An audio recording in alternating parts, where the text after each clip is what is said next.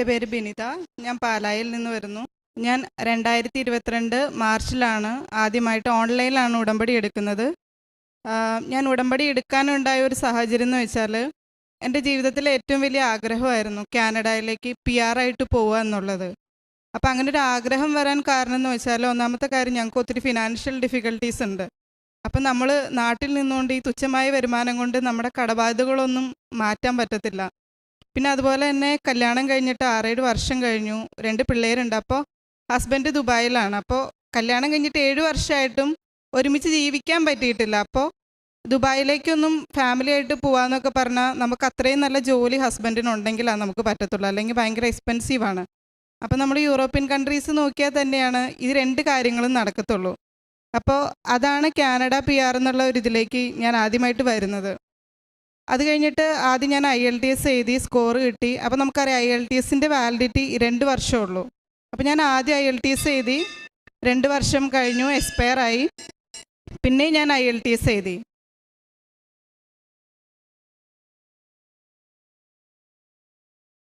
അതിനും നല്ല സ്കോർ.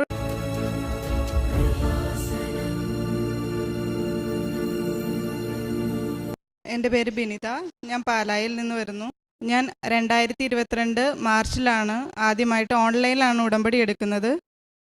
ഞാൻ ഉടമ്പടി എടുക്കാനുണ്ടായ ഒരു സാഹചര്യം എന്ന് വെച്ചാൽ, എൻ്റെ ജീവിതത്തിലെ ഏറ്റവും വലിയ ആഗ്രഹമായിരുന്നു കാനഡയിലേക്ക് PR ആയിട്ട് പോവുക എന്നുള്ളത്. അപ്പോൾ അങ്ങനെ ഒരു ആഗ്രഹം വരാൻ കാരണം എന്ന് വെച്ചാൽ, ഒന്നാമത്തെ കാര്യം ഞങ്ങൾക്ക് ഒത്തിരി ഫിനാൻഷ്യൽ ഡിഫിക്കൽട്ടീസ് ഉണ്ട്. അപ്പം നമ്മൾ നാട്ടിൽ നിന്നുകൊണ്ട് ഈ തുച്ഛമായ വരുമാനം കൊണ്ട് നമ്മുടെ കടബാധ്യതകളൊന്നും മാറ്റാൻ പറ്റത്തില്ല. പിന്നെ അതുപോലെ തന്നെ കല്യാണം കഴിഞ്ഞിട്ട് 6-7 വർഷം കഴിഞ്ഞു, 2 പിള്ളേരുണ്ട്. അപ്പോൾ ഹസ്ബൻഡ് ദുബായിലാണ്. അപ്പോൾ കല്യാണം കഴിഞ്ഞിട്ട് 7 വർഷമായിട്ടും ഒരുമിച്ച് ജീവിക്കാൻ പറ്റിയിട്ടില്ല. അപ്പോൾ ദുബായിലേക്കൊന്നും ഫാമിലി ആയിട്ട് പോകാമെന്നൊക്കെ പറഞ്ഞാൽ നമുക്ക് അത്രയും നല്ല ജോലി ഹസ്ബൻഡിനുണ്ടെങ്കിലാണ് നമുക്ക് പറ്റത്തുള്ളൂ, അല്ലെങ്കിൽ ഭയങ്കര എക്സ്പെൻസീവാണ്. അപ്പോൾ നമ്മൾ യൂറോപ്യൻ കൺട്രീസ് നോക്കിയാൽ തന്നെയാണ് ഇത് 2 കാര്യങ്ങളും നടക്കത്തുള്ളൂ. അപ്പോൾ അതാണ് കാനഡ PR എന്നുള്ള ഒരു ഇതിലേക്ക് ഞാൻ ആദ്യമായിട്ട് വരുന്നത്. അത് കഴിഞ്ഞിട്ട് ആദ്യം ഞാൻ IELTS എഴുതി, സ്കോർ കിട്ടി. അപ്പോൾ നമുക്കറിയാം IELTSൻ്റെ വാലിഡിറ്റി 2 വർഷമുള്ളൂ.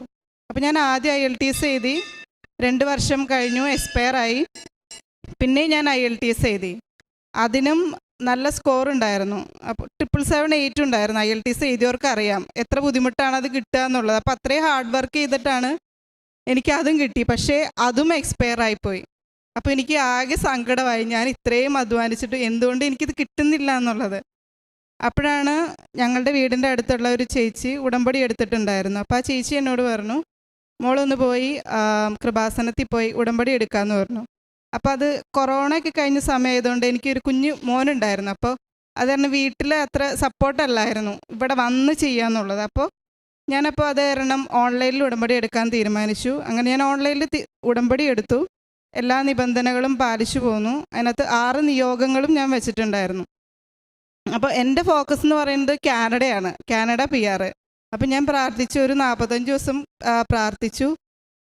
അപ്പോൾ ഒന്നും നടക്കുന്നില്ല, പ്രത്യേകിച്ച് ഇതിന് ഒരു മാറ്റമൊന്നും വരുന്നില്ല. അപ്പോൾ എന്നെ സംബന്ധിച്ചിടത്തോളം ഞാനെന്ന് വെച്ചാൽ എൻ്റെ ഇടവക ദേവാലയത്തിൽ പോയി പ്രാർത്ഥിക്കുമല്ലാതെ അങ്ങനെ വേറെ പള്ളികളിലോ അങ്ങനെയൊന്നും പോയി പ്രാർത്ഥിക്കുന്ന ഒരു ഇതില്ല എനിക്ക്. അപ്പോൾ എന്നെ സംബന്ധിച്ചിടത്തോളം ഇതൊക്കെ ഡൈജസ്റ്റ് ആവുമെന്നൊക്കെ പറഞ്ഞാൽ ഭയങ്കര ബുദ്ധിമുട്ടായിരുന്നു. അപ്പോൾ 45 ദിവസം നല്ല തീക്ഷ്ണമായിട്ട് പ്രാർത്ഥിച്ചു.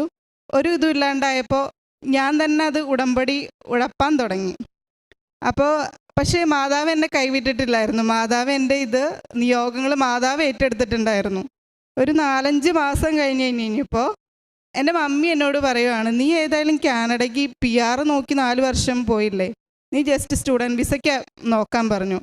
അപ്പോൾ ഞങ്ങൾ സ്റ്റുഡൻറ്റ് വിസ നോക്കാതിരുന്നതെന്ന് വെച്ചാൽ നമുക്ക് 20 ലക്ഷത്തോളം വേണം, പോകുന്നതിന് അത്രയും ചിലവുണ്ട്. പിന്നെ ഞാൻ പഠിച്ചിറങ്ങിയിട്ട് 10 വർഷത്തെ ഗ്യാപ്പ് എനിക്കുണ്ട്.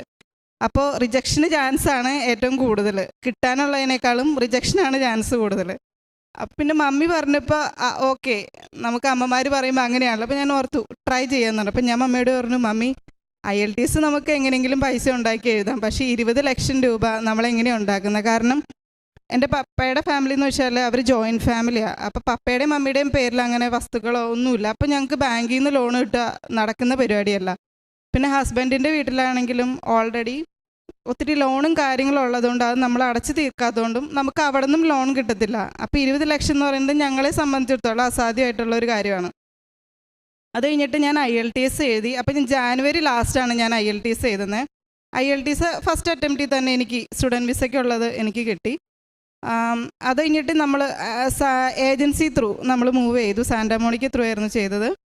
അപ്പോൾ അവർ പറഞ്ഞു ഞാൻ ജനുവരി, അപ്പോൾ നമുക്ക് കാനഡയ്ക്കാണെങ്കിൽ 3 ഇൻടേക്കാണ് ഉള്ളത്. ജാനുവരി, മെയ് ഉണ്ട്, പിന്നെ സെപ്റ്റംബർ ഉണ്ട്. അപ്പോൾ എന്നോട് അവർ പറഞ്ഞു മെയ് ഇൻടേക്ക് ഓൾറെഡി ക്ലോസ് ആയി, നമുക്കിനി സെപ്റ്റംബറിലേക്ക് നോക്കാമെന്ന് പറഞ്ഞു.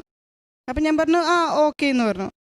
അത് കഴിഞ്ഞിട്ട് ഇത് വെച്ച് കഴിഞ്ഞിട്ട് 2 ദിവസം കഴിഞ്ഞപ്പോഴത്തേക്കും ഏജൻസിയിൽ നിന്ന് എന്നെ വിളിച്ചു. അതായത് മെയ് ഇൻടേക്കിലേക്കുള്ള ഒരു കോളേജിൻ്റെ, അതായത് ഓൾറെഡി ക്ലോസ് ചെയ്തു ആ കോഴ്സ്, പക്ഷേ വേക്കൻസി ആരെങ്കിലും മാറിയതുകൊണ്ടായിരിക്കാം, കോഴ്സിൽ നിന്ന് മാറിയതുകൊണ്ടായിരിക്കാം, അവരത് പിന്നെ റീ ഓപ്പൺ ചെയ്തിട്ടുണ്ടെന്ന് പറഞ്ഞു എൻ്റെ അടുത്ത്. നമുക്ക് അപ്ലൈ ചെയ്യണമെന്ന് വെച്ചാൽ. അപ്പം ഞാൻ പറഞ്ഞു എൻ്റെ കയ്യിൽ പൈസ ഇത്രയും എന്ന് പറയുന്നത് എനിക്ക് ബുദ്ധിമുട്ടാണ്, ഇത്രയും കുറഞ്ഞ സമയം കൊണ്ട് ഇത് ഉണ്ടാക്കിയെടുക്കാമെന്ന് പറഞ്ഞ ബുദ്ധിമുട്ടാന്ന് പറഞ്ഞു. അപ്പോൾ അവർ പറഞ്ഞു കുഴപ്പമില്ല, നമുക്ക് ജസ്റ്റ് ഒന്ന് ട്രൈ ചെയ്യാം, അപ്പോൾ നമുക്ക് ക്യാഷ് റെഡി ആയില്ലെങ്കിൽ നമുക്ക് ഡെഫർ ചെയ്യാൻ പറ്റും, സെപ്റ്റംബറിലേക്കൊക്കെ ഡെഫർ ചെയ്യാം, അപ്പോൾ നമുക്ക് അങ്ങനെ ചെയ്യാമെന്ന് പറഞ്ഞു. അപ്പോൾ ഞാൻ പറഞ്ഞു ഓക്കെ എന്ന് പറഞ്ഞു. അപ്പോൾ എനിക്ക് IELTSൻ്റെ റിസൾട്ട് വന്നിട്ടില്ല. അതായത് നമുക്ക് IELTSൻ്റെ ആദ്യം മൊബൈലിൽ മെസ്സേജ് വരും, അപ്പോൾ അങ്ങനെ എനിക്ക് വന്നിട്ടുള്ളൂ. അപ്പോൾ ഞാൻ പറഞ്ഞു എനിക്ക് സർട്ടിഫിക്കറ്റ് ഒന്നും കിട്ടിയിട്ടില്ല എന്ന് പറഞ്ഞു. അപ്പോൾ അവർ പറഞ്ഞു അത് കുഴപ്പമില്ല, നമുക്കുള്ളത് വെച്ച് ആ സ്ക്രീൻഷോട്ട് എടുത്ത് അയച്ചാൽ മതി എന്ന് പറഞ്ഞു. അപ്പോൾ ഞാൻ അയച്ചു. അത് കഴിഞ്ഞ് 2 ദിവസം കഴിഞ്ഞപ്പോൾ എനിക്ക് ആ സർട്ടിഫിക്കറ്റ് വന്നു. ഞാനത് വെച്ചിട്ട് എൻ്റെ ആപ്ലിക്കേഷൻ അപ്ഡേറ്റ് ചെയ്തു. അത് കഴിഞ്ഞിട്ട് അത്ഭുതം എന്ന് തന്നെ പറയാം, ഞാൻ ഇത് വെച്ച് 2 ദിവസം കഴിഞ്ഞപ്പോൾ എനിക്ക് കോളേജിൽ നിന്ന് ഓഫർ ലെറ്റർ വന്നു. അപ്പോൾ എനിക്ക് ഭയങ്കര സന്തോഷമായി. ഒരു സൈഡിൽ ഓഫർ ലെറ്റർ കിട്ടിയതിൻ്റെ ഒരു സന്തോഷം, പിന്നെ മറ്റേ സൈഡിൽ നോക്കുമ്പോൾ ഇത്രയും ചുരുങ്ങിയ സമയം കൊണ്ട് ഞാൻ എങ്ങനെ ഇത്രയും പൈസ ഉണ്ടാക്കുന്നു എന്നുള്ളതായിരുന്നു എനിക്ക് അസാധ്യമായിട്ടുള്ളൊരു കാര്യമായിരുന്നത്. അപ്പോൾ ഞാനെന്നിട്ട് എപ്പോഴും ആശ്രയം മമ്മിയാണ്. അപ്പോൾ മമ്മിയോട് ചോദിക്കും, മമ്മി ഇതിപ്പോൾ നമ്മളെങ്ങനെയാണ് നമുക്ക് കിട്ടി, ഇനിയിപ്പോൾ കിട്ടിയത് നമുക്ക് കളയാൻ പറ്റത്തില്ലല്ലോ. അപ്പം മമ്മി പറയും നീ ഓരോരുത്തരോട് ബന്ധുക്കളുണ്ട്. അപ്പം മമ്മി അവർ 8 മക്കളാണ് മമ്മിയുടെ വീട്ടിൽ, പപ്പയുടെ വീട്ടിലും അതെ. അപ്പോൾ പറഞ്ഞു നമുക്ക് ഇവരോടൊക്കെ ചോദിക്കാം ഇവർ എങ്ങനെയാണ്, നമുക്ക് എന്നിട്ട് നടക്കുമെന്ന് നോക്കാം, നടന്നില്ലെങ്കിൽ സെപ്റ്റംബറിലേക്ക് ഡെഫർ ചെയ്യാമല്ലോ, അപ്പോഴത്തേക്ക് നമുക്ക് എന്തെങ്കിലും ചെയ്യാമെന്ന് ഓർത്തിട്ട് അങ്ങനെ ചെയ്തു. പക്ഷേ അത്ഭുതം എന്ന് പറയട്ടെ, ഞാൻ ചോദിച്ചവരെല്ലാവരും മമ്മിയുടെ മേമയുടെ മക്കളും പിന്നെ അങ്കിൾമാരും എല്ലാവരും കുറേശ്ശെ 1 ലക്ഷം അങ്ങനെ. പിന്നെ മമ്മിയുടെ ഒരു അനിയത്തി മേമ എന്നോട് പറഞ്ഞു ഞാൻ നിനക്ക് 5 ലക്ഷം തരാമെന്ന് പറഞ്ഞു. ഞാൻ തന്നെ വണ്ടടിച്ചത് എങ്ങനെ, ഇതുവരെയും അങ്ങനെ ഒരു സഹായം ഞാൻ ചോദിച്ചിട്ടില്ല, എനിക്ക് അത്രയും സഹായം തന്നിട്ടുമില്ല. അപ്പോൾ 1 മാസം കൊണ്ട് ഞാൻ ഈ പറഞ്ഞ 20 ലക്ഷം രൂപ എനിക്ക് കിട്ടി. ഞാൻ കാനഡയ്ക്ക് പോയി. ഇപ്പോൾ കാനഡയ്ക്ക് പോയിട്ട് ഇപ്പോൾ 1 വർഷമാവുന്നു.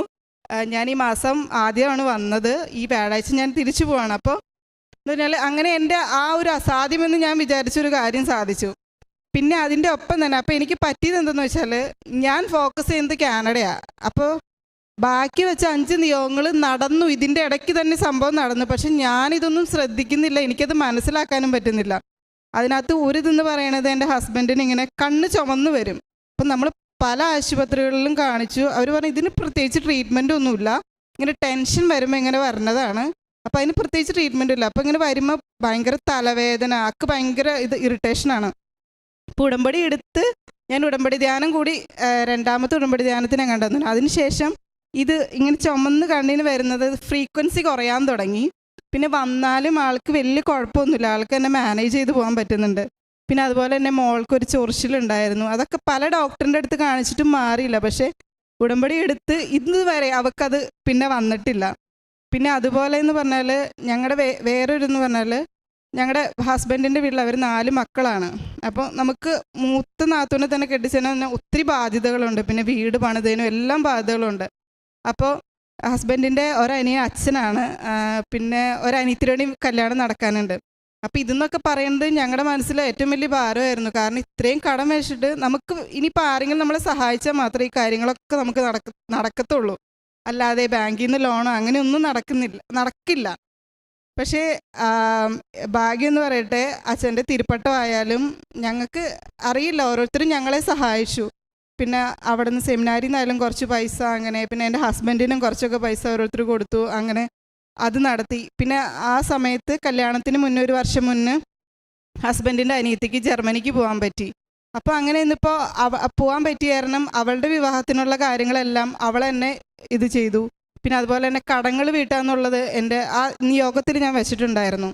ഈ പരിപാടികളൊക്കെ കഴിഞ്ഞിട്ട് ഞങ്ങളുടെ കുറച്ച് കടങ്ങൾ, ഒത്തിരി കടങ്ങളല്ല, കുറച്ച് കടങ്ങളും ഞങ്ങൾക്ക് മാറിക്കിട്ടി.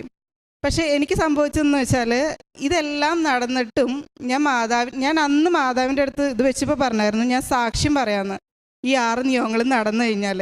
പക്ഷേ എൻ്റെ ഫോക്കസ് കാനഡ ആയതുകൊണ്ടും ബാക്കി കാര്യങ്ങളൊന്നും നടന്നത് ഞാൻ അറിഞ്ഞില്ല. പക്ഷെ ഞാൻ സാക്ഷ്യം പറഞ്ഞില്ല. സാക്ഷ്യം പറയാതെയാണ് ഞാൻ കാനഡയ്ക്ക് പോയത്.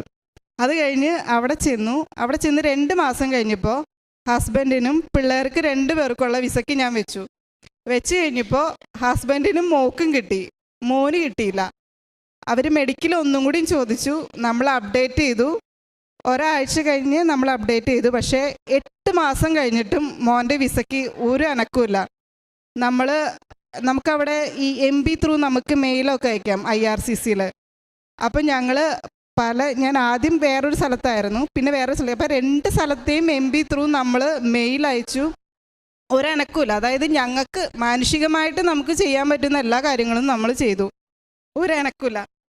അത് കഴിഞ്ഞിട്ട് എൻ്റെ മനസ്സിൽ തന്നെ ഇങ്ങനെ മാതാവ് തോന്നിപ്പിച്ചതായിരിക്കാം, എന്നോട് പറയുവാണ് നീ ഒന്നും കൂടി ഓൺലൈനിൽ ഉടമ്പടി എടുക്കാൻ പറയുകയാണ്. അപ്പോൾ എനിക്ക് പേടിയായിരുന്നു, കാരണം ഞാൻ ഓൾറെഡി ഓൺലൈനിൽ ഉടമ്പടി എടുത്തിട്ട് ഞാൻ ഉഴപ്പിയ ആളാണ്. അപ്പം ഇനിയും എനിക്ക് അത് പേടിയായിരുന്നു.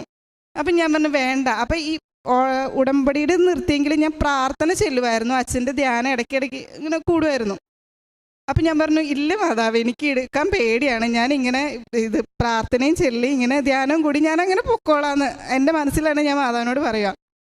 എന്നിട്ട് ഒന്നും നടക്കുന്നില്ല. പിന്നെ ലാസ്റ്റ് ആയപ്പോൾ മാതാവ് എന്നെക്കൊണ്ട് ഓൺലൈനിൽ ഉടമ്പടി എടുപ്പിച്ചു. ഉടമ്പടി എടുത്തിട്ടും മനസ്സിനൊരു ഇതില്ല, എന്തോ ഇനിയും ബാക്കിയുള്ള പോലെ മനസ്സിലങ്ങ് തോന്നുക. അപ്പം മാതാവ് എന്നോട് പറയാം നീ സാക്ഷ്യം പറയാമെന്ന് പറ എന്ന് എൻ്റെ മനസ്സിൽ കിടന്ന് പറയുക.